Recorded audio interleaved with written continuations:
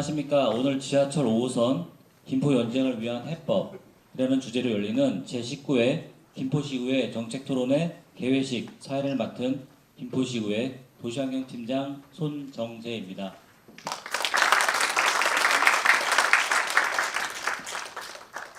바쁘신 일정에도 불구하고 함께해 주신 김포시민 여러분과 내빈 여러분께 진심으로 감사드립니다. 오늘 이 토론회는 오랜 시간 기다려온 지하철 5호선 김포 연장을 위한 해법을 찾기 위해 마련되었습니다. 사업 지연에 대한 걱정이 크신 만큼 오늘 전문가와 시민 여러분께서 나눠주실 소중한 의견들이 70만 김포 시민에 발휘될 광역교통망 구축에 든든한 가속 페달이 되어주길 진심으로 기대합니다. 그럼 지금부터 제19회 김포시의회 정책토론회를 시작하겠습니다.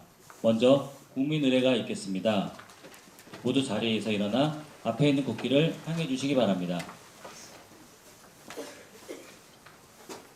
국기에 대하여 경례.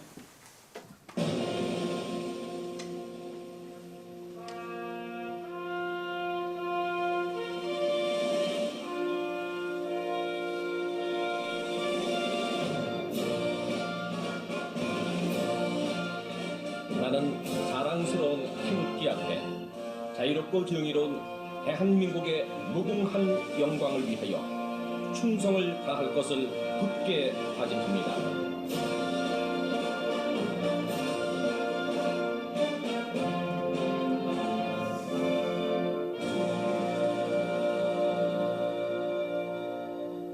바로 이하 의식은 생략하겠습니다. 모두 자리에 앉아 주시기 바랍니다.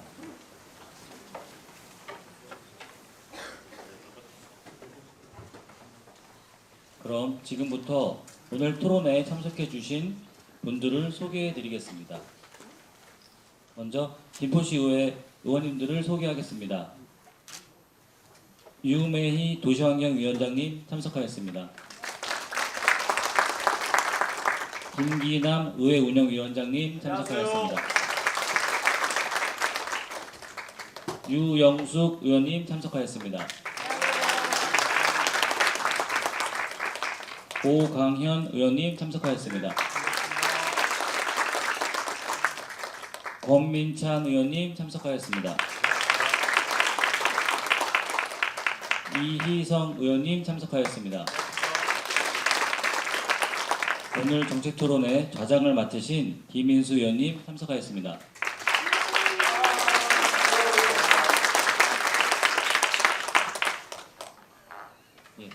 이 외에도 귀한 걸음을 해주신 내빈분들을 소개해드리겠습니다.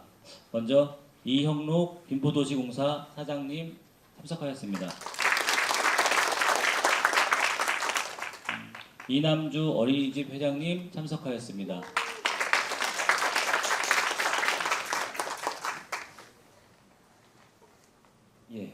임성기 전 김포사랑운동본부 이사장님 참석하였습니다. 박상만 부패방지 김포연합 대표님 참석하였습니다. 김포시 학부모 회장 협의회 김민정 회장님 참석하였습니다. 구례동 발전협의회 이익주 회장님 참석하였습니다. 미래융합회 황태진 회장님 참석하였습니다. 김포장애인단체연합회 이대성 회장님 참석하였습니다.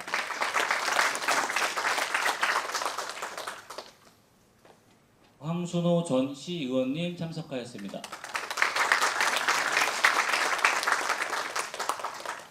김금시대 서영배 위원장님 참석하였습니다.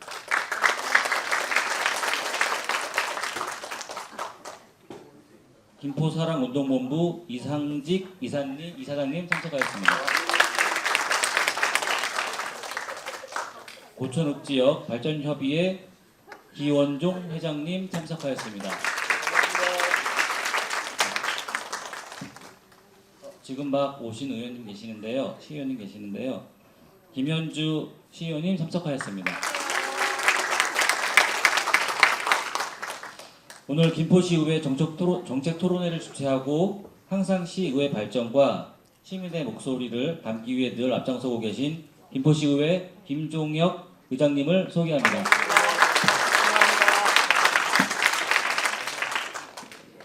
이어서 오늘 수고해 주실 발제자 및 토론자 분들을 소개하겠습니다. 먼저 주제 발표를 해주실 서은영 김포대학교 철도경영과 교수님 참석하였습니다. 다음은 토론자로 류시균 경기도 공공투자관리센터 소장님 참석하였습니다. 다음은 김포시 전 의원이셨고 김포투데이 대표를 역임하신 박우식 대표님 참석하였습니다.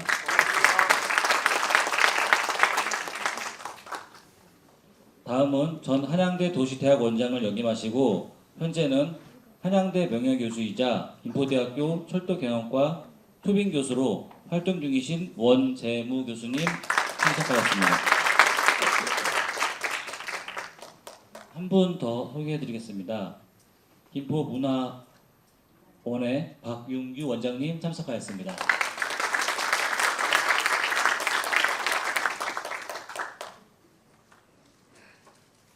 시간 관계상 오늘 함께해 주신 모든 분들을 한 분 한 분 소개해드리지 못한 점 양해 바랍니다.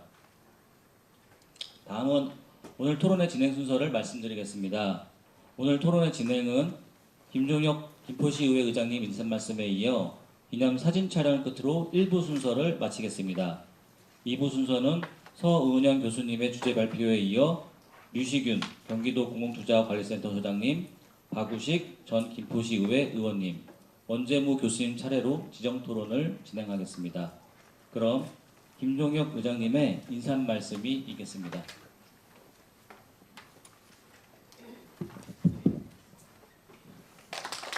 네, 김종혁 의장입니다. 지금 여기에 오셔서 꽉 채울 분들이 지금 장기동 동사무소에서 시장님 신년 인사회가 동시에 진행되고 있어서 거기가 안 끝나가지고 좀 자리가 좀 덜 찬 것 같아요. 거기들 다 오신다고 그랬는데 저 먼저 왔습니다. 오늘 우리 김포의 미래 핵심 사업이죠. 5선 관련해서 굉장히 중요한 사업인데 우리 아까 인광기 소개 안 하시죠? 인광기 회장님 이번에 새로 취임하신 자원부협회 인광기 회장님 오셨네요. 네, 고맙습니다. 그동안 우리 김인수 의원님이 이제 우리 김포시 의회의 가장 베테랑 의원입니다. 아마 이 가장 김포에서 우리 시민들 또 저희 의회 다들이 원하는 우리 김포 이 5선 관련해 가지고 저희도 너무 죄송스러운 부분도 있고 한데 지금 너무 뜨겁습니다. 빨리 진행이 되고 빨리 예태가 통과가 돼야 되는데 이런 바람이 있는데 아마 김인수 의원님이 베테랑답게 이 큰 이슈를 가지고 어떻게 오늘 진행을 할 건지 궁금하기도 하고 그다음에 우리 원재무 교수님, 송원영 교수님 관련 전문가이신데 좋은 해법들을 갖고 계실 거라고 생각이 들어요. 너무너무 감사드리고 오늘 관심 있는 우리 도시공사 사장님도 오셨고 또 관심 있는 분들 많이 오셨는데 오늘 김포의 미래를 책임질 5선 핵심 사업입니다. 아마 많은 그 공감이 되는 얘기들을 나누고 좀 발전적인 방향으로 갔으면 좋겠고 조금 아까 신년회에서 시장님이 아마 설명을 하시면서 이 5선 얘기를 하더라고요. 아마 곧 발표가 날 것 같이 얘기를 하셨어요. 그래서 아마 오늘 토론회 이 자체도 오늘 적당한 시기가 아니었나 이런 생각이 듭니다. 오늘 모처럼 준비한 거 다 하시고요. 여기 계신 모든 분들 올해 복 많이 받으시고 하시는 일들 다 좋은 성과 있길 기원드리겠습니다. 감사합니다. 네, 의장님 인사 말씀 감사합니다. 지금 막 도착하신 경기도 의원님을 소개하겠습니다. 김시용 도의원님 참석하였습니다.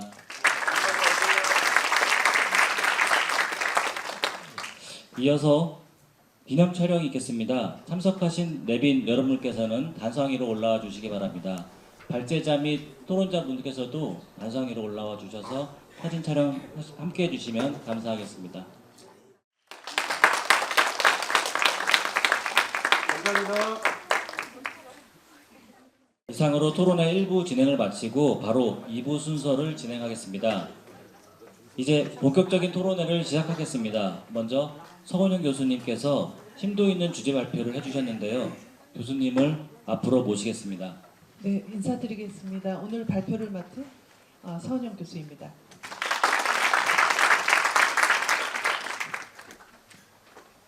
제가 준비한 주제는요.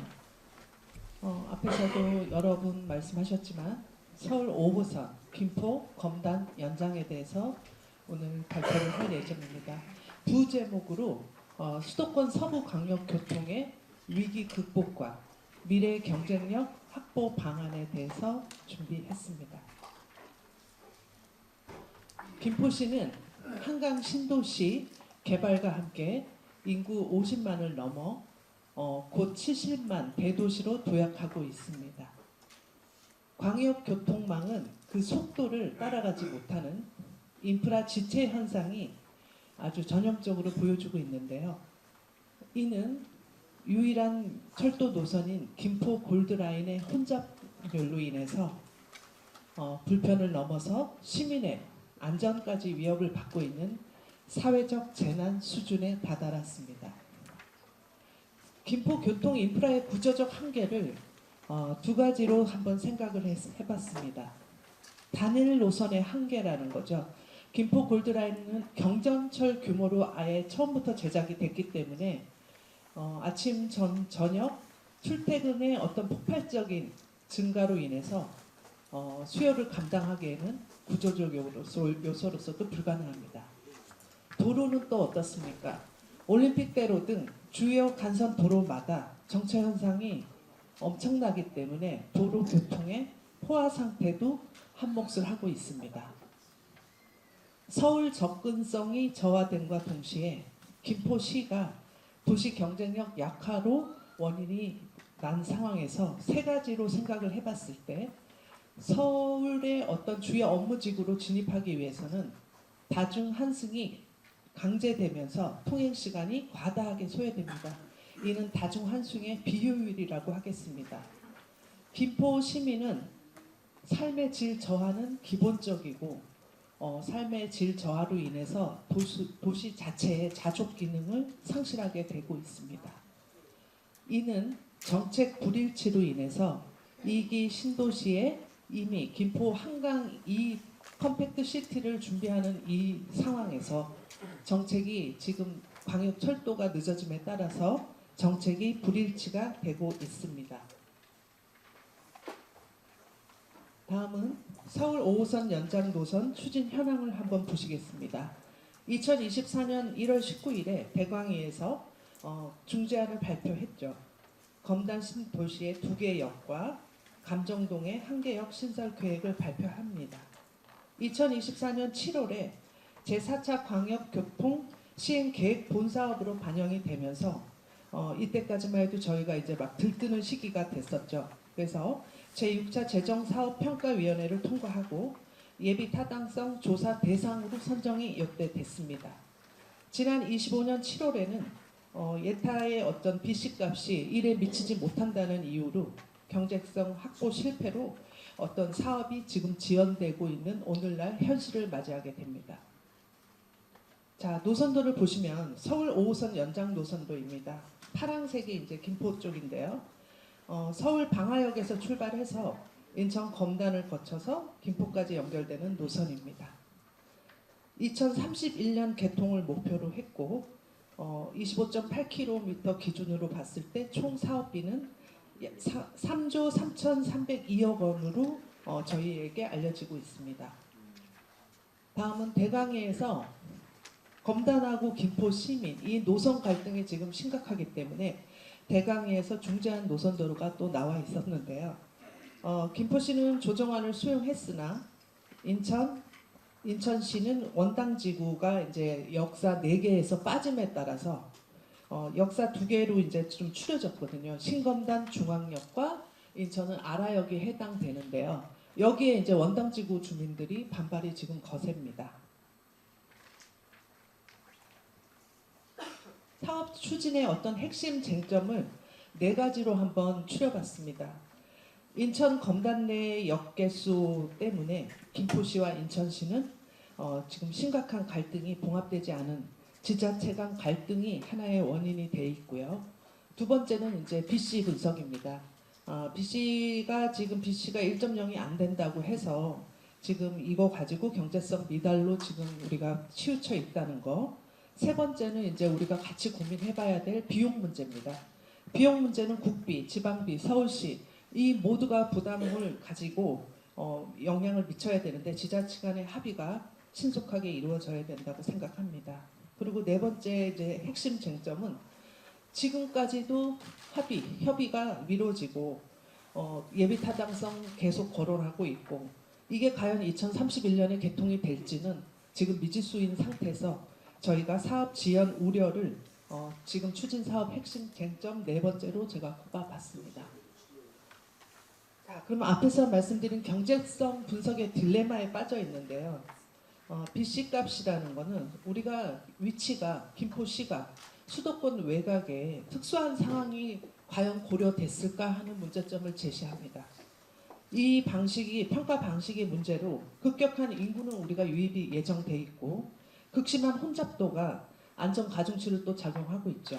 그리고 단순 경제성 논리로 평가를 한다는 것은 절대 있을 수 없다고 생각합니다. 그렇다면 왜 지금 지하철 5호선이 지금 건설돼야 되는 왜 지금인가에 대해서 세 가지로 추려봤습니다. 첫 번째는 김포 골드라인의 혼잡 사태는 시민 너무나 잘 아실 겁니다. 시민의 생명과 직결된 안전 문제입니다. 국가는 국민의 안전한 이동권을 보장할 헌법적 의무가 있습니다. 이를 통해서 이동권 확보가 반드시 이루어져야 되고요. 그리고 김포 한강 이 컴팩트 시티가 성공적으로 우리가 준비가 되려면 선교통 후 입주라는 원칙이 반드시 지켜져야 된다고 생각합니다. 이게 바로 신도시 성공 조건입니다. 교통이 준비가 안 돼 있는데 입주만 사람들이 과연 입주를 다 하실까요? 자, 세 번째는 광역 경제권을 우리가 이제는 완성을 시켜야 된다는 겁니다. 인천 검단, 김포 한강 신도시, 강석, 마곡까지도 이게 지구를 다 연결돼서 서부권 전체 산업벨트, 주거벨트가 완성되어야 된다고 생각합니다. 앞에서 말씀드린 성교통 후 입주의 중요성은 정부가 지금 추진 중인 김포 한강 이 컴팩트 시티가 성공적으로 안착하려면 반드시 성교통 후 입주 원칙이 지켜져야 되는데 5호선 연장 없이는 있을 수 없는 일이라고 생각합니다. 주택만 공급된다는 게 의미가 없지 않습니까? 제2의 김포 골드라인 사태가 재현될 거는 아주 자명한 일입니다. 이로써 국가 주택 정책의 신뢰성을 담보하는 핵심 키라고 생각합니다. 주택 공급 정책과 교통 정책 간의 미스매치를 하루빨리 해소가 돼야 된다고 생각합니다. 자, 그렇다면 실현을 위한 전략적 제언을 세 가지로 나눠서 말씀드리겠습니다. 빚값을 높이기 위해서 무리한 국선 구간이라든가 수요가 불확실한 역사를 과감히 좀 조정이 할 필요가 있고요. 열차의 표정 속도를 높일 수 있는 직선화 위주의 노선 재검토가 필요합니다. 경제성 확보를 위한 선택과 집중의 노선 전략을 해야 된다고 생각합니다. 그리고 노선 세부안에 대해서 이견은 좁히되 5호선 연장 자체의 조속한 확정이라는 대의 명분 하에 이루어지는 지자체 간의 상생 프레임을 전환을 통해서 협상 전략이 반드시 주어져야 된다고 생각합니다. 세 번째는 정책 전략으로 예타 면제를 한번 들고 싶습니다. 과연 언제까지 BC값 이렇게 얘기를 할 게 아니라 우리가 국가에서도 지금 최근 예타 면제를 하고 있는 흐름을 좀 살펴보면 국가 균형 발전이라는 명목 하에 국가에서 필요하면 예타를 면제하는 기관들이 되게 많지 않습니까? 고속도로도 많고요. 남북 고속도로 그다음에 공항 쪽에도 그렇고 예타 면제 프로그램이 과연 발동이 돼서 움직이는 상황도 많이 있기 때문입니다.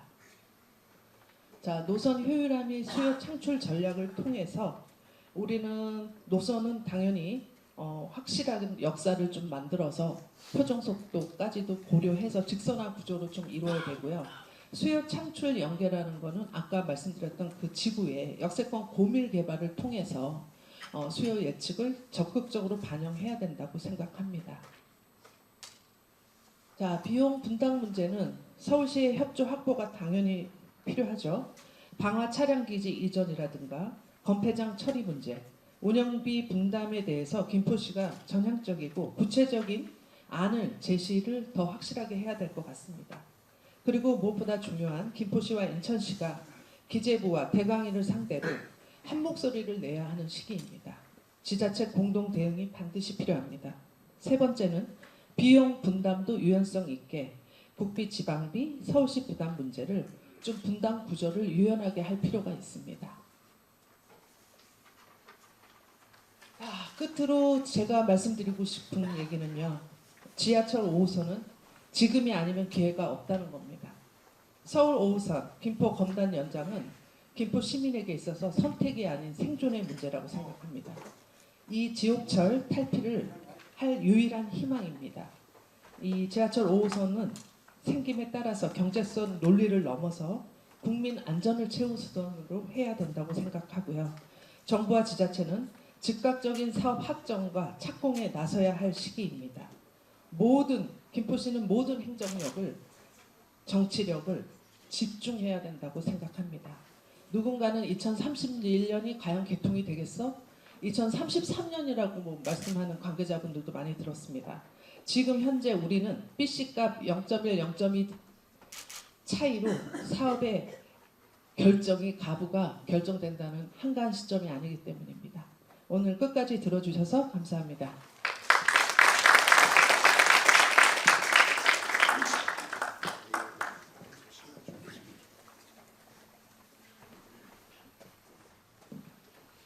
서은영 교수님 주제 발표 감사합니다. 소개해 주신 우리 서은영 교수님께 다시 한번 큰 박수를 보내주시기 바랍니다. 토론에 앞서 단상이 책상 정리를 위해 잠시 5분 정도 시간을 갖겠습니다. 잠시만 양해해 주시기 바랍니다.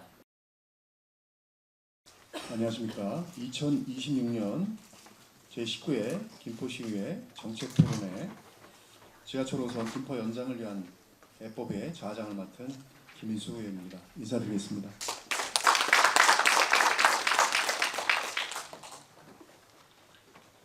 바쁘신 일정에도 불구하고 오늘 토론에 참석해 주신 시민 여러분과 전문가 여러분께 깊은 감사의 말씀을 드립니다.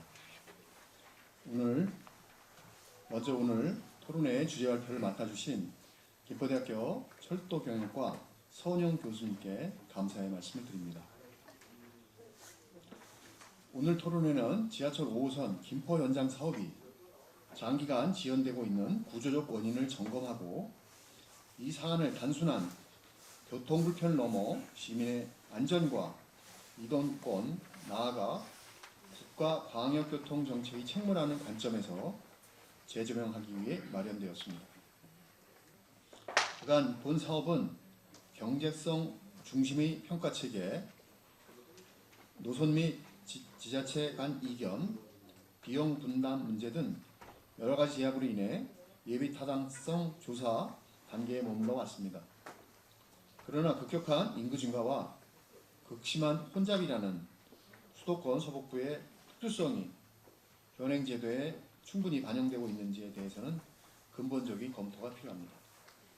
오늘 토론회에서는 이러한 문제의식을 바탕으로 국가, 광역, 기초자치단체가 각각 어떤 역할을 수행해야 하는지, 그리고 김포시가 어떠한 전략으로 이 사업을 현실화할 수 있는지를 중심으로 논의를 진행하고자 합니다.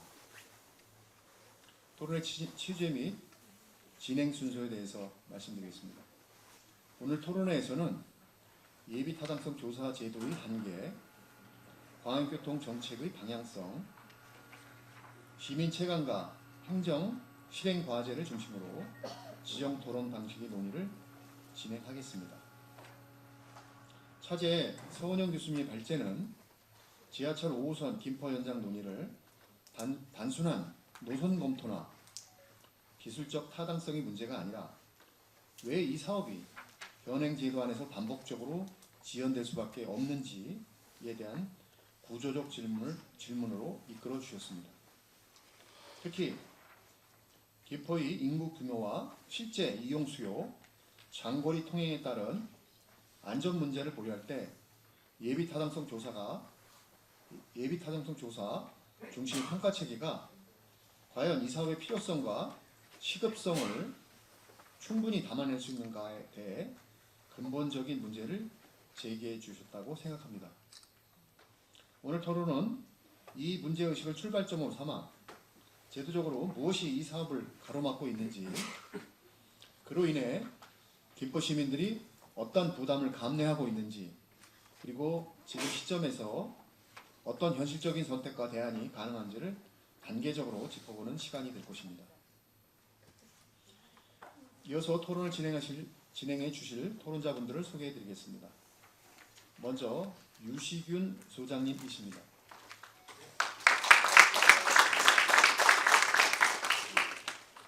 유시균 소장님께서는 현재 경기도 공공투자관리센터 소장으로 재직 중이시며 공공투자의 전문적 교육적 관리를 통해 재정 건전에 기여하고 계십니다.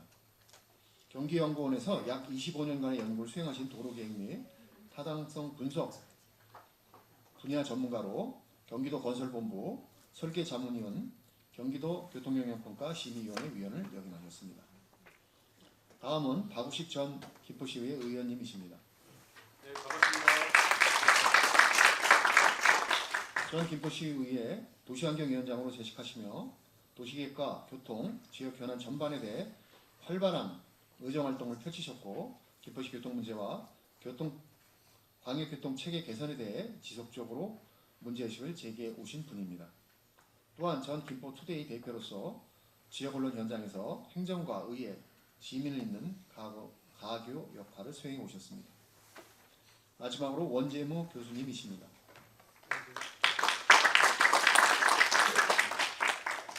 원재무 교수님께서는 김포대학교 철도경영과 초빙 교수이시며 안양대학교 명예교수로서 도시 교통 분야의 대표적인 학자이십니다. 안양대학교 도시대학원장을 역임하시며 도시계획과 광역교통정책 수립을 이끌어 오셨고 철도와 도시공간 연계 분야에서 풍부한 연구와 정책 자문 경험을 보유하고 계십니다. 먼저 유시균 소장님께 토론을 부탁드리겠습니다. 네, 안녕하세요. 반갑습니다. 저는 경기연구원 부설기관입니다. 공공투자관리센터에서 근무하고 있고요. 과장님께서 소개해 주신 대로 경기도에서 도로계획과 그다음에 철도 사업을 포함한 다양한 SOC 사업의 타당성 조사를 주로 해왔습니다. 오늘 제가 이렇게 그 자료를 보시면 한 세 꼭지 정도를 가지고 이제 토론을 하려고 왔는데요. 와서 이제 자료집을 이렇게 보다 보니까 특히 제 지도 교수님 여기 계신데 원재무 교수님 제 지도 교수님이세요. 그래서 지도 교수님 토론문을 봤더니 제가 선정한 이 세 꼭지를 다 담고 계시는 겁니다. 그래서 만약에 토론 순서가 제가 후순위로 밀렸으면 저는 사실 토론할 거리가 전혀 없을 뻔했는데 그래서 제가 토론 전략을 약간 바꿔가지고 세 꼭지 중에서 첫 꼭지 서북권 광역철도와의 중복성 문제 위주로 토론을 드리고 나머지 두 꼭지는 지도 교수님한테 그 토론을 넘겨드리는 걸로 좀 하도록 하겠습니다. 이 서북권 광역급행철도와의 그 중복성 문제를 성원웅 교수님께서 그 발제하신 자료에 보면은 2025년도 7월에 이제 그 지하철 5호선 예타가 이제 그 BC가 좀 안 나와서 발표가 미뤄졌다라고 그 시점을 명기를 하셨는데 서북권 광역철도 예타 통과가 제가 기사를 보니까 25년 7월에 발표가 된 것 같습니다. 그러면 저희가 이제 KDI에서 이제 예타를 할 때 보통 이렇게 하거든요. 어떤 사업, 예를 들면 한강 신도시가 이제 발표가 됐어요. 그럼 한강 신도시가 발표가 되면 개발 계획이 발표가 되면 얘를 철도 사업에 반영할지 말지 여부를 이제 판단을 해야 되는데 어느 시점을 넘어가면 어느 기준선을 넘어가면 한강 신도시가 있는 걸 전제로 예타를 하고 그 이전이 되면 없다라고 가정하라고 예타를 합니다. 그래서 그 보통 개발 계획이라든가 아니면 도로 사업, 철도 사업 이런 사업들은 보통 실시 계획 단계라고 합니다. 실시 계획 단계를 넘어가면 예타에 반영하고 그렇지 않으면 예타에 반영하지 없는 사업으로 보고 사업을 분석을 하게 되는데 2025년도 7월에 서북권 광역철도가 예타를 통과했어요. 그러면 그 전까지는 서북권 광역철도는 없는 겁니다. 그러다 보면 지하철 5호선만 사업 계획이 있다 보니까 예타를 할 때 수요가 꽤 잘 나왔을 수도 있어요. 뭐 BC가 이를 넘지 못한다 그런 게 아니고 서북권 광역철도가 있을 때보다는 잘 나왔을 거예요. 그런데 2025년 7월부로 철도가 이제 들어올 거잖아요. 얘는 실시계획 승인은 받지는 않았지만 KDI는 자기가 예타를 통과시킨 사업은 있다고 봅니다. 그래서 서북권 광역철도가 앞으로는 있는 걸로 이 5호선 철도 사업의 타당성을 진단을 해야 돼요. 그렇다면 제가 만약에 KDI에서 이 사업을 예타를 했다라고 한다면 본인들이 이제 서북권 광역철도를 진단하고 있으니까 사실 뭐 살지 죽을지는 모르겠지만 있을지 없을지가 시나리오가 될 것 같아요. 있을 때와 없을 때. 그래서 시나리오 분석을 해서 있을 때의 지하철 5호선의 타당성은 이렇게 될 거고 만약에 없다라면 뭐 이렇게 될 거고 그렇게 분석을 했을 것 같습니다. 발표를 미루는 건 아마 확정이 되고 없는 쪽으로, 그러니까 있는 쪽으로 서북권 광역철도가 있다라고 해서 예타 결과를 보면 상당히 기시가 많이 떨어졌을 거다라고 이제 예상이 되는 거죠. 그래서 이제 발제문에도 제가 토론문에도 썼지만 사실 서북권 광역철도하고 지하철 5호선 연장선은 기능은 좀 다를지 모르지만 노선의 형태는 상당 구간 중복 문제가 있습니다. 그러면 이제 수요를 서로 나눠 가져야 되는 문제가 있거든요. 그래서 그러다 보면 아무래도 5호선의 타당성이 낮아질 수밖에 없는 여건이 됐을 것 같아요. 서북권 광역철도가 없을 때 계획됐다라고 하면 지하철 5호선 연장이 큰 문제가 없을 텐데 이렇게 되면은 이제 새로운 사업 발굴이 필요하지 않나.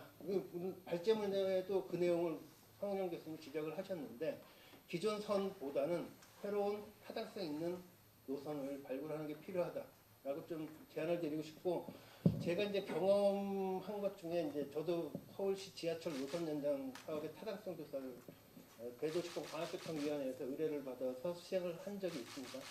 처음에 의뢰 받았을 때 제 느낌은 이 사업 어렵다.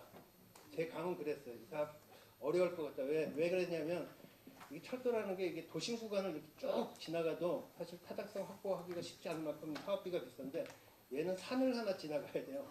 수요가 없는 구간을 상당 구간 지나가야 되다 보니까 사업비는 많은데 과연 수요가 있겠느냐.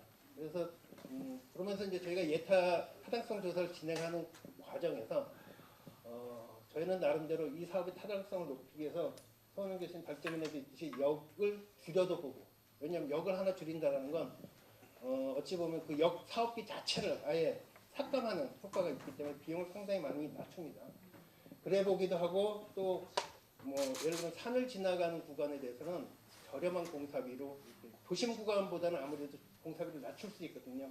그런 공사비도 적용을 해보고 그리고 이게 직결할 때는 그 기존의 그 열차 차량을 다 우리가 받아야 돼요. 우리 역이. 그러면 만약에 10량이 온다 그러면 10량짜리 역을 만들어야 되고 6량이 온다 그러면 6량짜리 역을 만들어야 되는데 우리 구간만 딱 잘라서 사업을 하면 2량짜리도 만들 수 있고 4량짜리도 만들 수 있고 수요에 따라서 거기에 따라서 역도 2량짜리 역, 4량짜리 역 만들 수 있거든요. 그리고 또 고민해야 될 부분은 철도라는 게 차량 기지도 필요하고 관제도 필요해요. 어떻게 하면 관제 비용도 줄일 수 있고 또 차량 기지 비용도 줄일 수 있고 여러 대안을 찾아볼 수 있거든요. 그래서 찾고 찾아서 상당히 BC가 높은 안을 만들어서 대광이 제출을 했어요. 그리고 국가철도망 계획에 그게 반영이 되어 있습니다. 지금. 그러니까 열심히 노력하면은 타당성을 확보할 수 있는 노선을 발굴할 수가 있거든요. 그래서 기존 노선에 너무 얽매이지 마시고 기존 서북권 광역철도와는 좀 더 이렇게 독립적인 노선을 찾아서 추진해보는 것도 좋은 대안이 아닐까. 이상 토론 마치겠습니다. 감사합니다.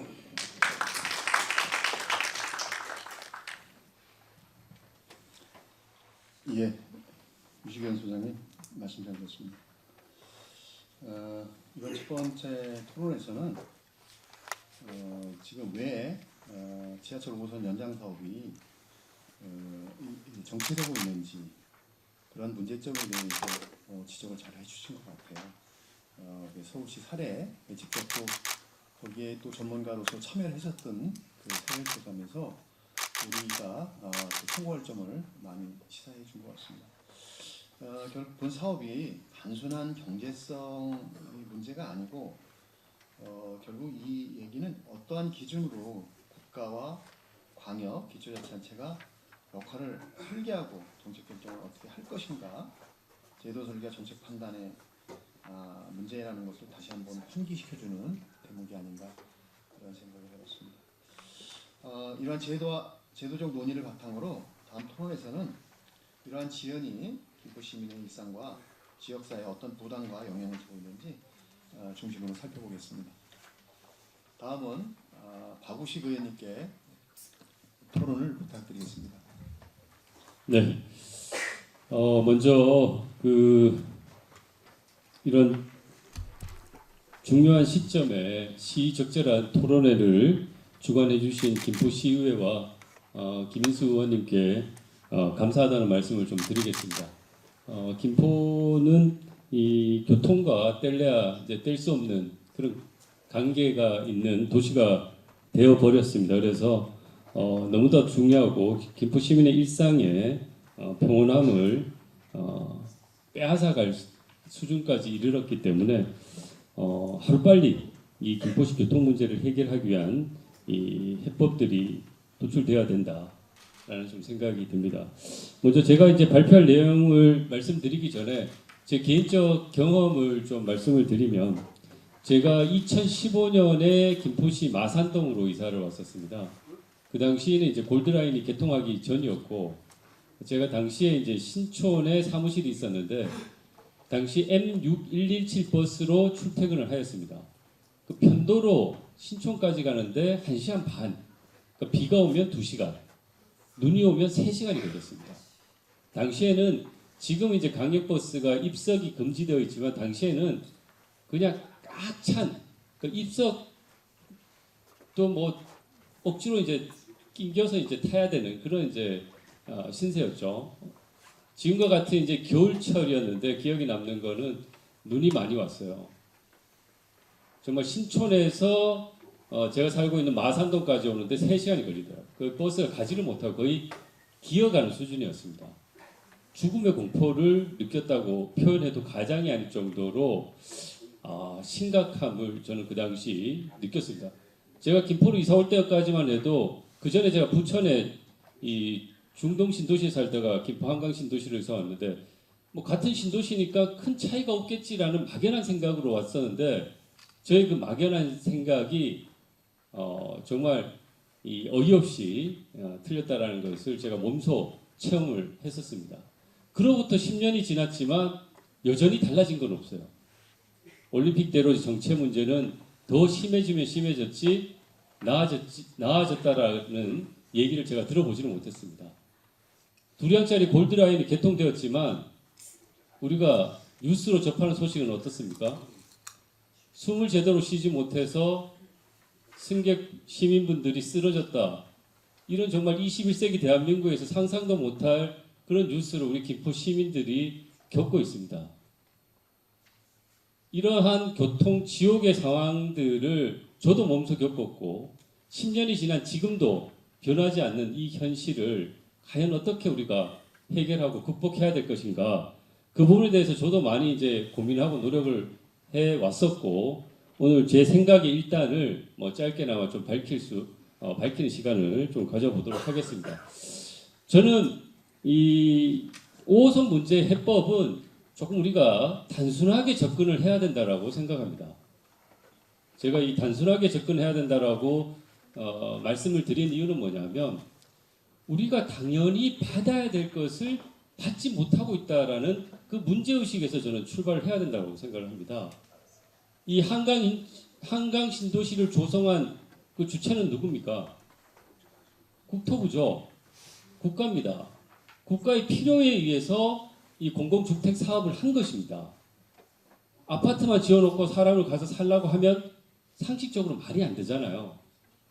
김포시에 뭐 번듯한 일자리가 있는 것도 아니고 대부분의 시민들이 서울로 출퇴근하는 상황을 감안한다 그러면 강력교통망을 필수적으로 갖추고 신도시를 조성하고 시민들이 와서 사람들이 와서 살도록 해야 되는 것인데 김포 한강 신도시는 완전히 순서가 뒤바뀌었습니다. 아파트를 지어놓고 사람들을 와서 살도록 하고 무슨 교통이 당장 개선될 것처럼 그렇게 홍보를 했지만 결과적으로는 어떻습니까? 여전히 김포는 섬과 같이 제가 그 며칠 전에도 시민분을 만났는데 김포에 있으니까 이게 섬에 사는 것 같다는 느낌이 든다라는 얘기를 하시더라고요. 굉장히 공감되는 얘기였습니다. 왜 우리 김포 시민 서울에 접해 있는 이 김포시가 이렇게 낙후되고 소외되는 이런 이 도시가 돼야 되냐? 같은 세금을 내는 대한민국 국민으로서 왜 김포시만 이렇게 차별받아야 되느냐? 여기에 대한 우리가 근본적인 문제 제기를 할 필요가 있다라고 저는 생각하고요. 제가 이제 문제 제기해서 이것을 딱 한마디로 정리를 한 게 뭐냐면 김포는 교통 재난 지역입니다. 그렇게 우리가 접근을 하고 그걸 우리가 국가에다가 교통 재난 지역인데 이것에 대한 해법을 제시해라. 필요에 의해서 신도시를 조성하고 또 컴팩트 시티까지 조성한다고 하는데 왜 이렇게 5호선 연장에 대해서는 이렇게 10년 이상씩 지지부진하면서 시간 끌게 하느냐. 이것에 대해서 우리가 목소리를 당연한 것을 당연하게 받아들여야 되는 그런 것들이 좀 필요하다고 생각을 하고요. 지금 김포시가 어떤 상황입니까? 저는 지금도 교통 재난 지역이라고 생각을 하지만 앞으로의 이 각종 택지 개발 사업들, 컴팩트 시티 개발 이런 것이 이루어지면 김포의 교통 문제는 서울로 출퇴근해 보신 분들은 아실 거예요. 상상을 못할 정도의 그런 심각한 상황이 될 것이다라고 저는 생각을 합니다. 지금도 그렇습니다. 지금 각종 개발 사업들이 활발하게 이루어지고 있죠. 풍무역세권도 분양이 지금 진행되고 있고요. 뭐 걸포지구, 제2항 컴팩트 시티 이런 이제 대규모 입주 개발 사업들이 완료가 되면 김포시 인구는 70만, 80만 그렇게 될 것입니다. 이 서울을 중심으로 해서 경기도 전체의 균형 발전을 위해서라도 이 당위적인 문제에 대해서 우리가 요구를 해야 된다라는 좀 제가 문제 제기를 했고요. 그러면 이렇게 10년 동안 무슨 이게 사골 누리듯이 우려먹고 있는 5호선 연장은 이 어떻게 지금 진행되고 있는지를 좀 살펴보면 뭐 여기 계신 우리 시민분도 다 알고 계시겠지만 이 5호선 연장 사업도 제가 그때 이제 당시에 시의회에 있을 때였지만요. 제 4차 국가철도망 계획도 우여곡절 끝에 추가 검토 사업으로 반영이 된 거예요. 시민들이 그때 주말도 반납하고 촛불을 들고 집회를 하고 삭발을 하고 저도 뭐 국회 가서 1인 시위하고 이런 많은 노력이 뒷받침돼서 결국 추가 검토 사업으로 반영됐고 과연 그 당시 김포에는 정치인이 있었냐 이런 어떤 비아냥 섞인 김포 시민들의 조롱도 우리가 받았던 것이 사실입니다. 저는 이 당시 추가 검토 사업에 반영됐었던 이 내용에 대해서 제가 굉장히 비판적으로 지적했던 내용이 뭐냐면 거기에서도 차량 기지나 노선 이런 부분들을 지자체가 합의를 전제로 진행하겠다 이렇게 이제 추가 검토 사업으로 올라왔는데 이것 자체가 저는 굉장히 문제가 있다. 이런 첨예한 지자체 간의 이해관계가 있는 이런 사안들을 지자체 간에서 알아서 합의하라. 그리고 국토부나 정작 이것을 중재해야 될 국토부나 중앙정부에서 뒤로 빠지는 이런 상황이 되는 것은 결국은 지하철 5호선 김포 연장이 지지부진하고 미뤄질 수밖에 없다라고 저는 판단을 했습니다. 그런 주장을 계속했었고 그런데 제 불길한 예감이 틀리지 않은지 현재까지도 2021년 4차 국가철도망 계획의 추가 검토 사업으로 반영이 된 이후 5년 가까이 되는 시간이 지났음에도 불구하고 여전히 예타에 대한 발표조차도 지금 안 나고 있는 것이 현실입니다. 이런 부분들에 있어가지고 저는 이 너무나 참담함을 느끼지 않을 수 없다. 그리고 이 김포 시민의 어떤 이런 절망감, 제가 며칠 전에도 시민들을 만나보면 확정이 돼서 뭔가 희망이라도 우리 때 타보지 못하더라도 우리 자식 때라도 타볼 수 있다는 희망이라도 좀 갖고 살았으면 좋겠다. 그런 얘기를 저한테 하시는 시민분이 계셨습니다. 이게 얼마나 이 21세기 대한민국에서 정말 있을 수 없는 그런 얘기들이 공동연하게 얘기가 되는 이런 시대에 우리가 김포시에서 지금 살고 있다라는 좀 생각이 들고요. 그러면 저는 이러한 현재의 김포 연장 사업이 아까 뭐 우리 교수님들 뭐 좋은 발표 내용도 잘 들었습니다만은 저는 이게 구조적이고 근본적으로 좀 뭔가 우리 접근 방식이나 방법들이 바뀌어야 된다고 생각합니다.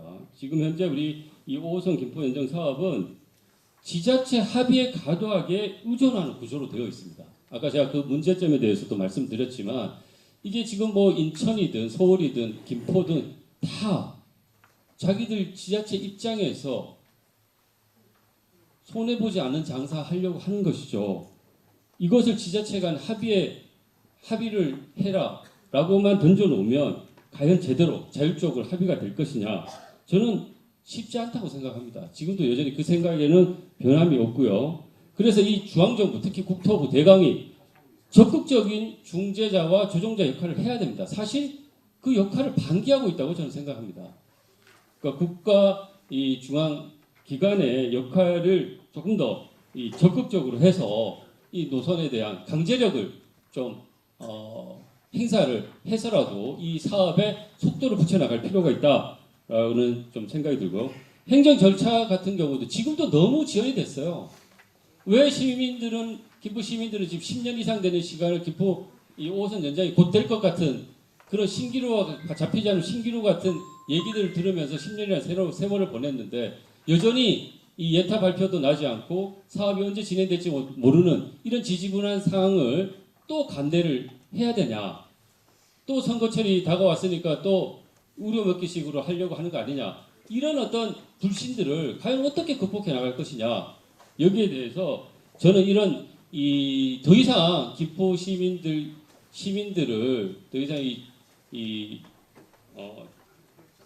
정말 이렇게 참담하게 그렇게 하는 것이 아니라 남은 행정 절차를 좀 더 간소화, 패스트트랙, 간소화해서 진행할 수 있도록 해야 된다. 그래서 제가 제안하고 제가 주장하는 것은 뭐냐면 특별법을 제정하자는 거예요. 왜 안 된다고 생각을 하는 분들이 계시는데 안 되는 게 왜 안 되는 거죠? 저는 그렇게 오히려 그걸 대묻고 싶습니다. 왜 이 김포 이 경기 서북부 지역의 균형 발전이라는 대의 명분과 이 헌법상에도 보장된 이 우리 김포 시민들 행복 추구권, 이동권, 이런 모든 국가의 책무들이 제대로 진행되지 소홀하게 방기되고 있는 이런 부분들을 정말 진정성 있게 선거철만 되면 쇼하듯이 골드라인 타러 오고 이것이 아니라 말이 아닌 실질적인 뭔가 변화, 의지를 보여줄 수 있는 그런 노력들을 하는 것이 저는 필요하다. 그러면 정말 그런 의지를 이 특별법 만들어서 정말 이 김포는 교통재난 지역이기 때문에 우리가 의지를 갖고 이걸 해결하겠다 라는 어떤 그런 노력들이 저는 필요하다라고 좀 생각이 듭니다. 그래서 이런 이 특별법을 통해서 지자체 합의 구조를 넘어선 중앙정부의 최종 조정 권한 확보,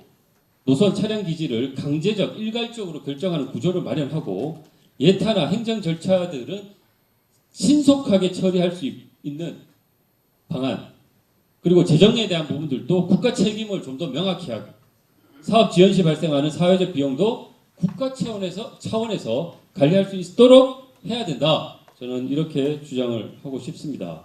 이것을 국가적 SOC 과제로서 우리가 격상시키는 것이 타당하다.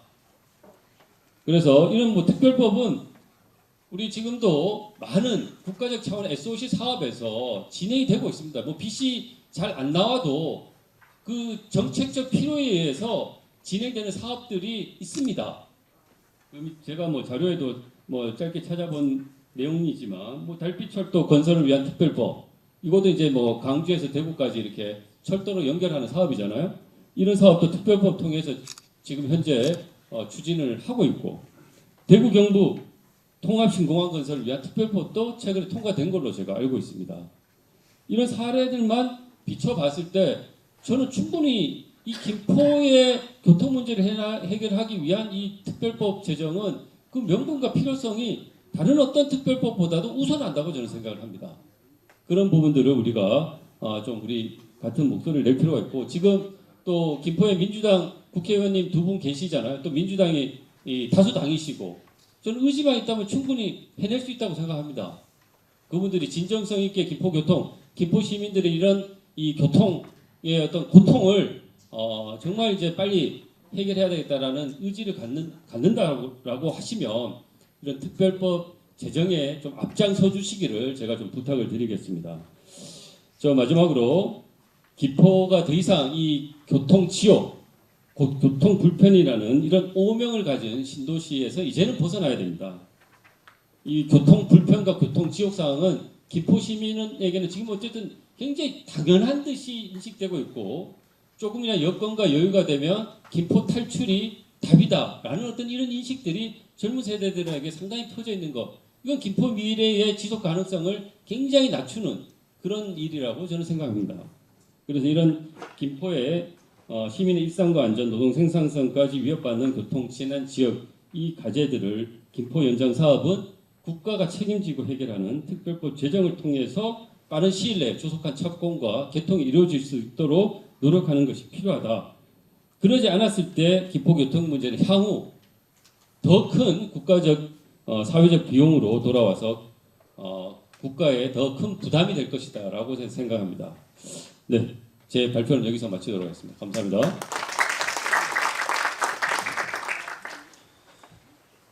예, 박우식 의원님 말씀 잘 들었습니다. 두 번째 토론에서는 지하철 5호선 김포 연장 지연이 시민의 일상 속에서 어떻게 체감되고 있는지가 구체적으로 개인사를 들어서 말씀해 주셨습니다. 행정정차가 장기화하면서 시민 불편과 안전 위험, 사회적 비용이 누적되고 있음에도 본 사업이 중앙정부, 광역자치단체, 기초자치단체가 역할과 권한을 분산해 가진 구조 때문에 결정의 중심과 책임 주체가 명확하지 않다는 문제점을 제기해 주셨습니다. 이는 단순한 추진 시기 문제가 아니라 누가 어떤 권한으로 책임 있는 결단을 내려야 하는가에 대한 근본적인 질문으로 이어진다고 생각할 수 있습니다. 이제 마지막 토론에서는 이러한 현실 인식을 전제로 김포시가 현 단계에서 선택할 수 있는 전략은 무엇인지 그리고 이 사례가 국가교통정책 전반에 어떠한 시사점을 주는지를 중심으로 살펴보겠습니다. 마지막으로 원재무 교수님께 토론을 부탁드리겠습니다. 네, 반갑습니다. 그 주제 발표 아주 논리정연하고 설득력 있고 고소력 있는 선영 교수님의 주제 발표 아주 감명 깊게 들었고요. 역시 김인수 의원님의 탁월한 리더십이 지하철 5호선의 연장 이슈까지 이렇게 영향력을 발휘하시는구나. 저는 지하철 5호선의 그 불씨가 꺼져가는 줄 알았어요. 그런데 역시 김 의원님이 이 불씨를 다시 잡아서 선거 전까지 아주 확실하게 띄우면서 후임 시장이든 뭐 위원이든 이런 분들한테 굉장히 경각심을 주고자 하는 그런 의도가 여기 묻어난다고 보여집니다. 제가 2005년부터 2010년까지 개인적인 경험을 한번 말씀드리겠습니다. 여러분들 그 충청도 보면 오송역이라고 있어요. KTX. 네. 기억하시죠? 네. 그 역사가 참 아주 김포 5호선에 주는 시사점이 굉장히 많습니다. 제가 5년 동안 그 충북에 있는 오송에 다녔는데요. 거기에 그 민간 그 오송역 추진협회 위원장이라는 분이 계셨어요. 연배가 굉장히 높으셨고 그 김 협회장님이신데 이분이 오송역을 유치한 거나 다름없습니다. 저희들 전문가들을 이렇게 불러서 오송역을 한번 가봤더니 여기에 그 경부선이 가면 오른쪽으로 치우쳐져 있어요. 동쪽으로. 지금 지도 보시면 알겠지만. 그래서 왜 오송역으로 돌아가느냐. 그래서 첫 번에는 뭐 다 코웃음치고 이거 안 된다. 그랬는데도 불구하고 이분의 그 피땀 어린 노력 때문에 이 오송역이 최종적으로 유치가 되더라고요. 2010년도에 개통하고 그리고 2015년도에 호남 고속철도가 개통됨에 따라 가지고 오송역이 또 출발역 우리나라 중부에서 출발역이 되는 그러한 뭐 오송 광주, 오송 목포 이렇게 아주 지금 활성화돼 있죠. 1호선이. 그래서 이런 그 지역의 리더가 반드시 정치인만이 아닙니다. 이분의 경우 보면 이분이 솔선수범해서 그때 그 당시에 이원정 지사라고 계셨어요. 서울시장 하신 분이 충북지사인데 지사 뭐 시장 뭐 시의 의원들 공무원들 뭐 두루 섭렵하면서 아주 헌신적으로 뛰어다닙니다. 이런 주축이 되는 인물이 있어서 이 협의회를 만들었어요. 저희들이 전문가 협의회. 여기에 이제 이원정 지사니 뭐 청주시장 교통 전문가 저를 포함해서 한 5분이 이렇게 계속해서 5년 동안 다녔는데요. 그걸 보면서 그래서 이런 그 열정과 피와 땀이 결국은 일을 만들어내는구나. 두 번째입니다. 우리가 예비타당성에서 BCBC 하는데요. 혹시 모르시는 분들 많으실 거예요. BC라고 베네핏은 이제 우리가 분모 분자하면 분모에는 비용입니다. 분자는 편익이에요. 편익은 우리가 교통시간 서울 가는 교통시간이 절감되니까 이걸 돈으로 환산한 거거든요. 예를 들면 그게 편익입니다. 비용은 건설비, 철도 운영비. 그래서 이런 김포 시민들의 서울까지 왔다 갔다 하는데 이 시간 비용이 절감되면 그게 편익입니다. 그래서 그게 일 이상이 되지만 이 지하철을 건설하면 김포 시민들이 혜택을 받는구나. 교통시간 절감을 해가지고 서울에 빨리 가가지고 일도 빨리 보고 그래서 지역철에서 에너지가 탕진해가지고 출근하게 되면 일을 제대로 생산성 있게 못 보잖아요. 그런 게 없어지겠구나. 그게 편익이에요. 분자에 부모 그 비용보다 이런 편익이 얼마나 많이 발생되면 될수록 1.1부터 계속 1.5, 2.0 되면 너무 좋지만 그렇게 나오지는 않죠. 1을 넘어야지만 국가에서 재정사업으로 도와주겠다, 건설해주겠다 이거거든요. 지자체가 돈이 없잖아요. 그래서 편익 비용비가 일단은 1을 넘어야 된다. 그런데 그거를 예비 타당성 검토에는 반드시 편익이 시간 절감뿐만 아니라 지역이 낙후됐다.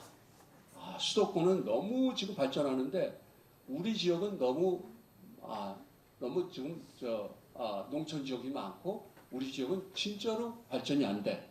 그럴 때는 정성적인 분석이라 해가지고요. 그래서 여기 좀 점수를 더 주자 해가지고 또 편익이 더 올라가게 돼요. 자, 그래서 여기도 결국 김포도 그 이제 편익이 올라가는 건 뭐냐면 수도권과 비수도권 지역에 철도 건설을 하려면 약간 편익을 더 올려주자. 근데 여기도 우리는 수도권 지역에서 서울과 수도권의 불균형입니다. 이걸 가지고 정성적 평가 점수를 조금 올릴 수가 있다는 거죠. 그리고 또한 우리가 우리가 지금 이미 국가에서 일을 저질렀어요. 예비 타당성 아까 편익 비용이가 1.0을 넘어야 되는데 1.0 미만이라도 0.7, 0.8이라도 여기서 일단 국가재정법 38조 제2항을 만들었어요. 예비 타당성 편익 비용비가 1보다 낮아도 이러이러한 지역에는 선별적으로 철도를 건설할 수 있다. 정치인들의 힘이겠죠. 그래서 국가재정법 38조 제2항을 만들어가지고 예비 타당성 대상 제외 기준을 만들었습니다. 그 이유는 어떤 요새 첫 번째 지역 균형 발전. 수도권에 비해서 우리 지역은 너무 낙후돼 있어. 우리는 호남 지역이야. 여기는 뭐 경북 지역이야. 우리 충청 지역이야. 너무 낙후돼 있다. 객관적인 평가가 들어가면 거기에 일단은 면제해줍니다. 그럼 국가가 재정 투입해서 철도 건설해 주죠. 또 두 번째가 우리가 김포에 해당되는 상황인데 긴급한 경제 사회적 상황이 있을 때 아까 저 위원님 두 번째 토론에서 말씀해 주셨지만 지금 재난 구역이 아닙니까? 이건 긴급한 경제 사회적인 지역입니다. 이런 경우에도 여기다 끌어 써야 된단 말이죠. 우리가 김포 지역이. 그러면 예비 타당성 제외 기준에서 해줍니다. 이미 이를 저지른 게 보세요. 6개입니다. 첫 번째 남북 대륙철도 김천에서 여기 김천에서 거제. 두 번째 평택 오송 고속철도. 아까 오송 말씀하신 거죠. 오송의 그 협의회장이 철도역을 만들었기 때문에 더 그 후배들이 평택까지 연장하는 거를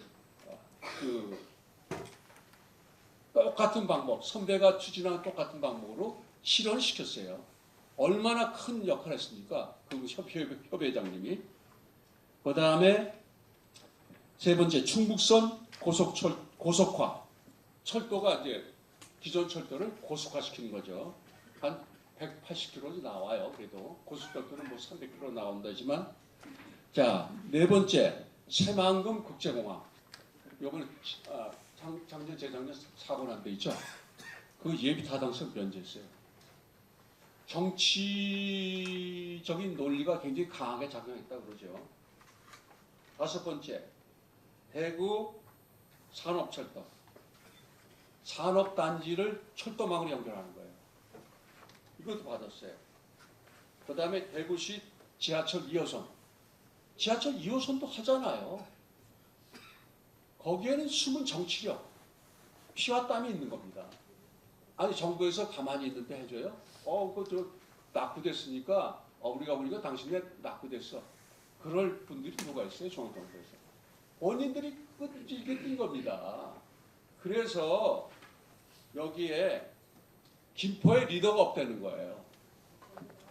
그 정치인만뿐만 아니라 공무뿐만이 아니고 아까 오성역 유치위원장처럼 민간인이다. 누가 민간이든 정치인이든 진짜 헌신적인 봉사적인 사람이 이 가장 먼저 해야 될 일은 태스크포스를 구축합니다. 국토부 대도시 광역교통위원장이라고 아까 대광이라고 말씀하셨는데 우리 저 주제 발표 쪽에서도 그분이 제3차관이에요. 국토부. 그 모든 그 도시 철도를 광역적인 입장에서 계획하고 조정하기 때문에 대도시 광역교통위원장 3차관 2차관이고 3차관인데 그 차관 뭐라 그러고 기재부의 이 예비 타당성 검증하는 실무자와 서울시 지금 방화하고 협의하고 노선 전장하는 서울시 실무자 있을 거예요. 인천시 싸우지 말고 와서 소주 한잔 마시자. 김포시에 태스크포스 민간 리더가 되든 누가 리더가 되든 이 태스크포스 짜서 소주 10번만 마셔봐요. 일곱 개 팀이 와가지고 안 되니 있겠어요? 이걸 누가 못하고 있어요? 김포는. 제가 김포 온 지가 지금 7년 됐는데 아니 중차대한 그 저 시민들의 발을 말이야. 5선을 그대로 방치하고 전혀 그냥 가끔 한 번씩 그냥 목소리 한번 내고 마는데 집요하고 끈질기게 일관성 있게 취재하는 그 아무도 없는 것 같아요. 제가 보기에는. 그러면 어떻게 해요? 시민들은 계속해서 지옥촌에서 앞으로 10년 계속해서 이 5선 이러다가는 저 안 돼요. 저거. 그래서 하여튼 그 리더의 그 부재가 상당히 지금 오늘날의 그 김포시의 그 5선의 연장에 이 지지부진한 현상을 초래했다 이렇게 말씀드립니다. 뭐 조금 더 있지만 너무 말씀 많이 드린 것 같아서 이상 마무리하겠습니다. 감사합니다.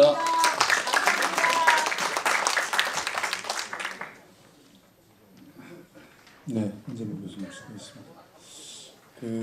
원재부 교수님은 가져온 자료부터 지금 우리 선출직들의 문제, 그런 상황의 어떤 김포의 심각한 문제를 다른 타시도의 광역 시도의 그 사례를 들어가면서 굉장히 질타하시고 우리 선출직과 시민들이 일치 단결해서 이 문제를 정부에 가열차게 요청해서 이 문제가 해결돼야 된다. 그런 말씀으로 하신 말씀 같습니다. 오늘 논의를 종합해 보면 지하철 5호선 김포 연장 사업은 이제 필요한가의 논쟁을 넘어서 어떤 방식으로 추진할 것인가 선택해야 할 단계에 와 있다고 정리할 수 있겠습니다.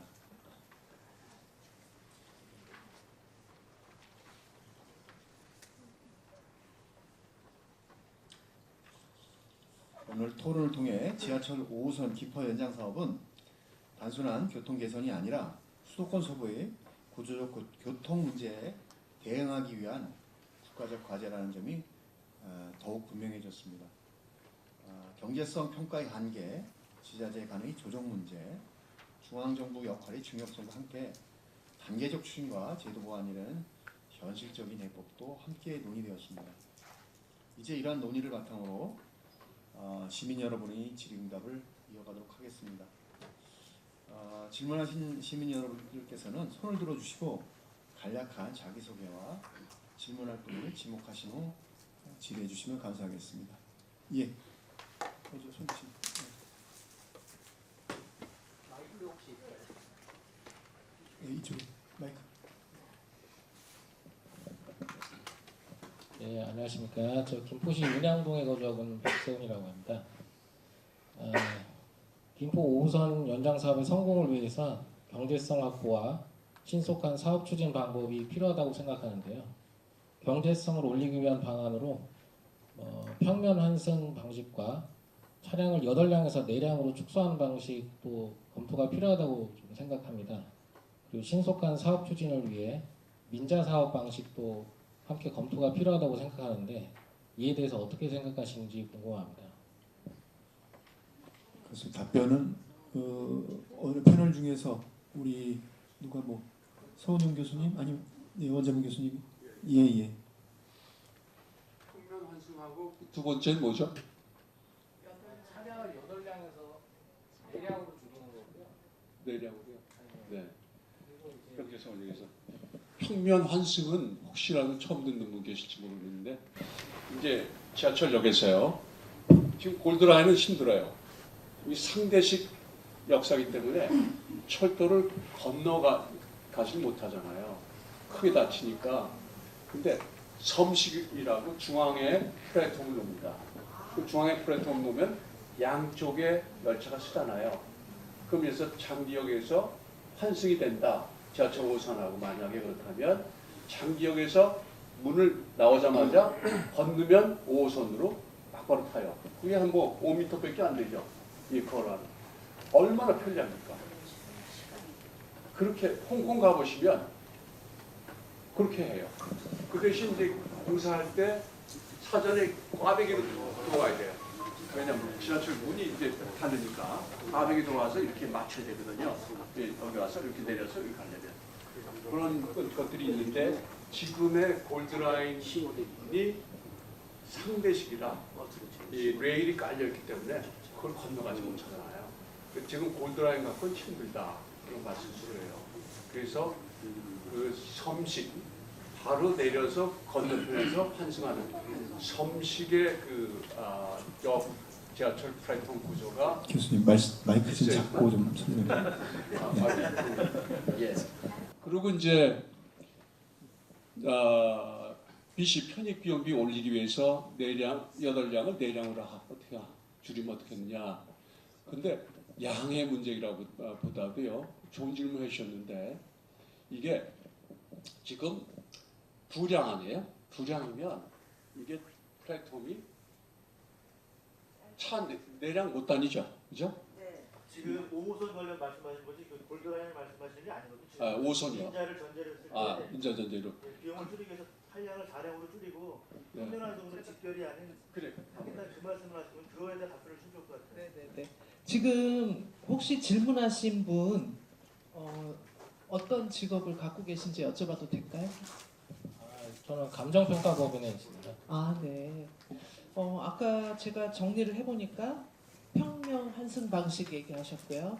8량에서 4량으로 줄이는 거 어떠냐. 그리고 이 사업을 민자 사업도 한번 검토해야 되지 않냐. 요거 질문하신 거죠? 예, 네. 재정 사업보다 민자 사업이 속도가 훨씬 빠르기 그렇죠. 때문에 예, 그래서 속도 저는 측면에서 이쪽 분야에 계신 분인가 해서 궁금했었어요. 제가 좀 간단하게 설명을 좀 드리고 싶은 건요. 우리가 알고 있는 평면 환승 방식하고 직결 방식이 있잖아요. 직결 방식은 여러분들이 그냥 막연하게 어떻게 생각하시냐면 직결 방식의 어떤 노선을 타면 내가 바로 끝까지 중간에 갈아타지 않고 갈 수 있는 그런 역 이렇게 생각을 하시는데 사실 우리가 타보면 실제와 다르고요. 우리가 고양시 예를 들어보면 지하철 3호선이 이제 고양시에 연계됐을 때 구파 발행하고 대화행이 이제 운영이 돼요. 그러면 저는 예를 들어서 고양 시민들이 구파 발행 열차를 타고 이제 자기가 이제 대화행에 구파 발에서 하차했다가 대화행 열차로 갈아타야 되는. 그러니까 이게 내가 가는 목적지가 중간에 내려서 바로 갈아타고 이런 게 안 된다는 거죠. 그러다 보니까 정거장을 끝까지 가야 되니까 시간이 일단 또 지체도 되고요. 건설비, 운영비 당연히 많이 들고요. 근데 지금 말씀하신 평면 환승 방식으로 우리가 5호선이 이제 도입이 된다면 같은 층에서 그냥 바로 갈아탈 수도 있으니까 건설비, 운영비가 아무래도 줄일 수 있는 베네핏을 올릴 수 있는 또 장점이 된다고 생각합니다. 그래서 저도 적극적으로 평면 환승 방식은 저도 생각하던 바가 있고요. 그리고 이제 8량에서 4량 8량 기준은 중전철에 해당되기 때문에 인구 한 200만 명 정도를 우리가 예상한 수치이기 때문에 4량으로 사실 줄여도 인천 검단시민, 김포시민을 우리가 수요를 조사해보면 현재는 충분할 거라고 생각합니다. 하지만 제가 이제 한 가지 더 말씀드리고 싶은 건 골드라인에서 어떤 우리가 피해 사례를 봤듯이 지금 정거장이 한번 지어지고 나면 늘릴 수가 없잖아요. 차량은 뒤에 달면 됩니다. 그래서 4량으로 도입을 일단 추진을 시작하되 저는 유연한 설계 방식을 좀 미리 생각해 두는 것도 하나의 방법이지 않을까. 나중에 급하면 열차를 더 달 수 있도록 스테이션 설계를 아예 좀 유연하게 했으면 하는 좀 생각이 있습니다. 그리고 지금 사업 방식에 관해서 이제 뭐 민자 사업 얘기 많이 하셨는데요. 이것도 이제 SOC 사업에서는 주로 이런 다양한 방식을 많이 사용하잖아요. 그래서 우리가 뭐 꼭 이렇게 고집할 필요는 없고 민자 사업도 같이 한번 고려해 볼 만한 저랑 생각이 3가지가 다 똑같이 공통 분모가 있었어요. 그래서 제가 말씀드립니다. 네네. 예, 질문하신 분이 뭐 전문가에 가까운 훌륭한 질문인데 답변도 똑같은 생각인 것 같습니다. 예, 질문 한 분 마쳤는데요. 시간이 한정돼 있기 때문에 딱 한 분만 더 받아보도록 하겠습니다. 예, 앞에 계신 예.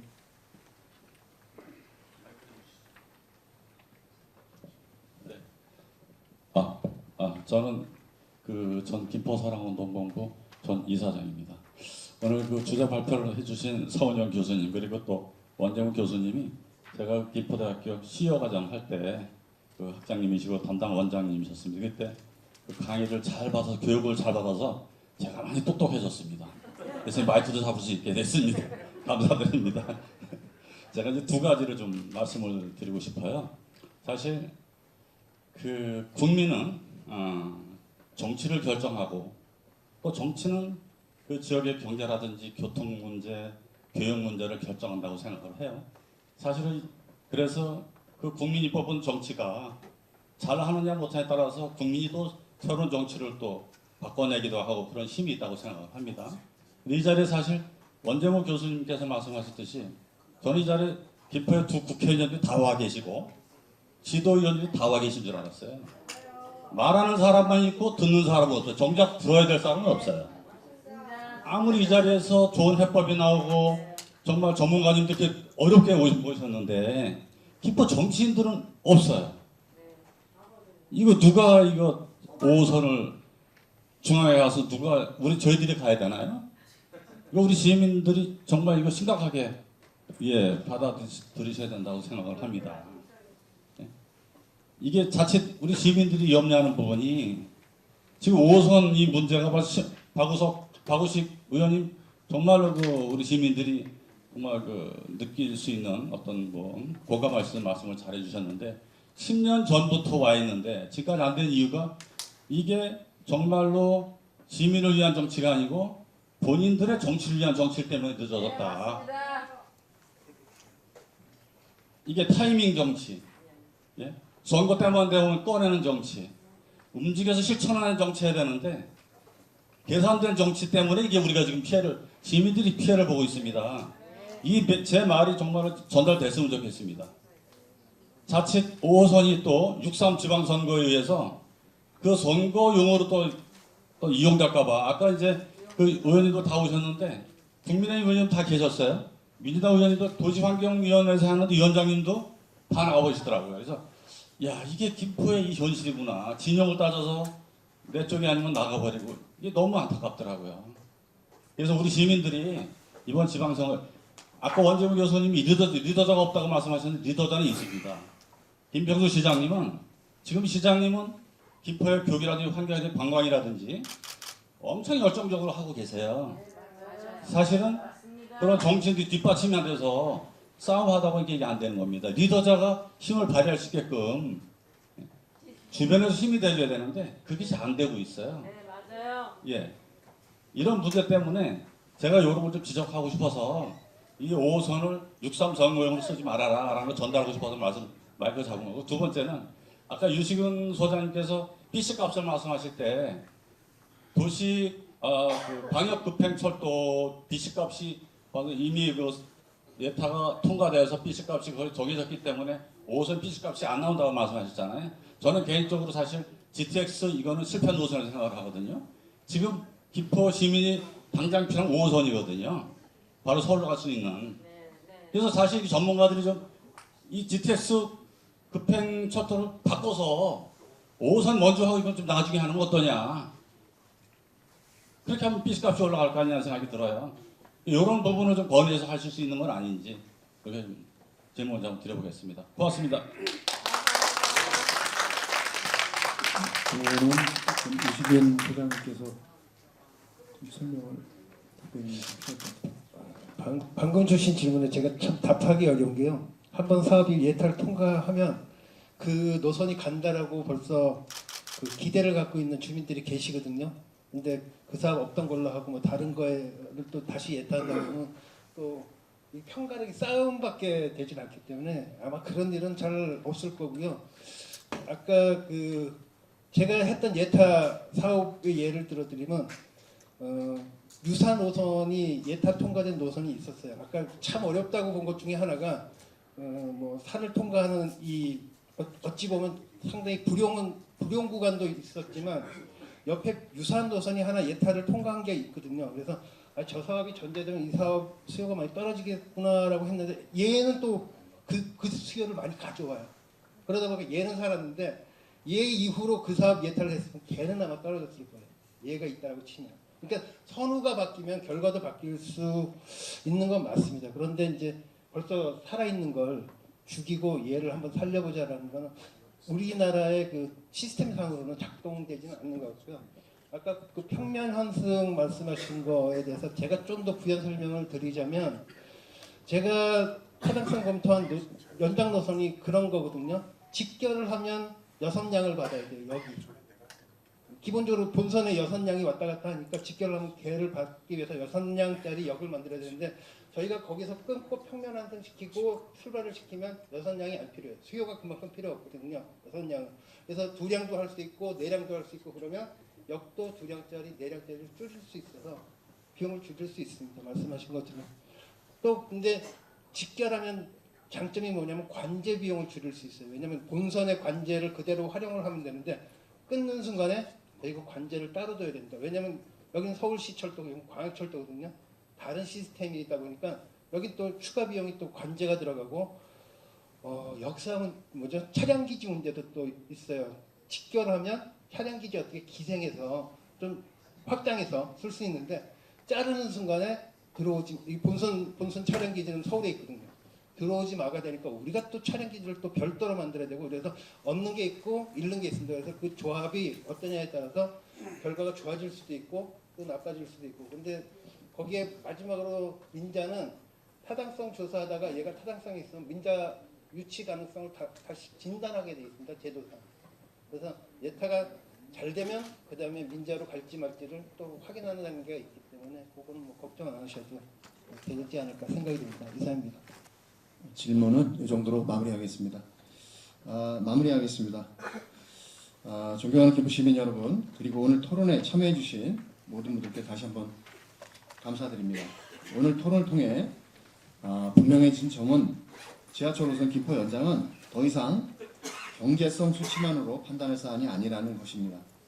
시민의 안전과 이동권 보장, 신도시 정책의 신뢰성, 그리고 수도권 균형 발전이라는 상위 가치 속에서 중앙정부의 정치적 결단과 지자체 간의 협력, 정치권의 책임있는 역할이 함께 요구되고 있습니다. 김포시의회 역시 오늘 논의된 내용을 바탕으로 시민의 의견과 정책적 근거를 축적하여 정부와 국회, 관계기관에 일관되고 지속적인 메시지를 전달해 나가겠습니다. 다시 한번 오늘 발제와 토론에 참여해 주신 서은영 교수님, 유시균 소장님, 박우식 의원님, 원재무 교수님께 깊이 감사드리며 바쁘신 가운데 참석해 주신 시민 여러분께도 감사의 말씀을 드립니다. 이것으로 2026년 제19회 시민의견 청취를 위한 정책 토론회를 모두 마치겠습니다. 감사합니다.